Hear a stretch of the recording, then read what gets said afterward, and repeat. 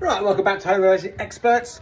I'm about to fit Briarwood insulated roofing panels. You can see them here. So these bad boys are the 80mm thick ones. Wait, trying to fall over. These are 3 meters long. You can see fully insulated through the core.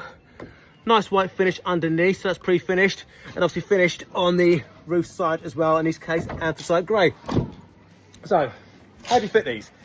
It's a piece of cake, really. I mean, you still need 2 people because you need to lift them up, but it's such a great and simple system. Okay, here's what I prepared earlier. Now, all you need to do for the first one is the most important one, okay, because that's where you're going to get your squareness from. So all I had to do for this one, they don't want any overhang on the building, front and back. So all I had to do was position this on my roof joist there, making sure that I've got even spacing between there, the far end, and again the same from that far end to that far end.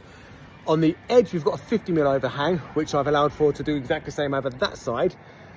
Then all you need to do is put these 150mm hexagonal self-tapping screws in, which again you can all get from Briarwood. So literally these guys here, done and dusted.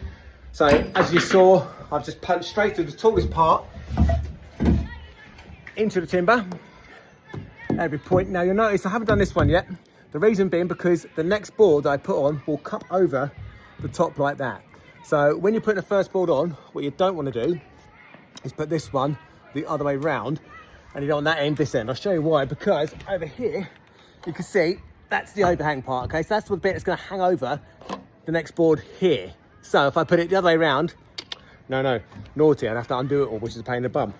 So once you're happy with the first one, it's in position, it's all squared up, grab yourself a little buddy, and then get the next one up. But as you do that, see this joint across here? We're not just going to screw that in. Again, from the Briarwood website, you'll get this silicone tape, which is hiding in a box here, like that. So what that's going to do is, when you sort of peel it off and stick it across that joint all the way through, when the next one overlaps over it, we'll then put self-tapping 45s, 35s, I think they are, again from the website, go through the top into that one, and then that's going to crush this, create a perfect seal across here as well.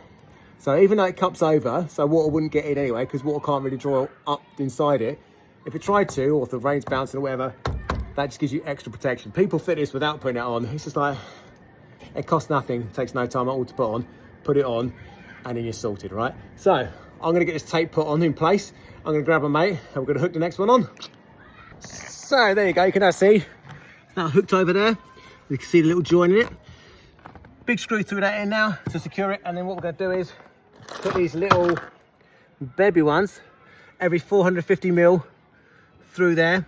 Another 450mm, 450mm, and that just stitches the joint together, and then that's it. So just work the whole length, not forgetting to put your tape back on these joints. Jobs are good and simples. And there you go, all done and dusted.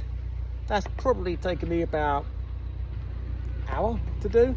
So the trims to the front, the backs and the sides you can get from Briarwood as well. They got some lovely stuff, but the client's gonna have something slightly different, which will finish off as you look at the front of the building. Like I said, it's gonna be quite a flush finish. So yeah, looking forward to getting on. But apart from that, she's now watertight. Brilliant.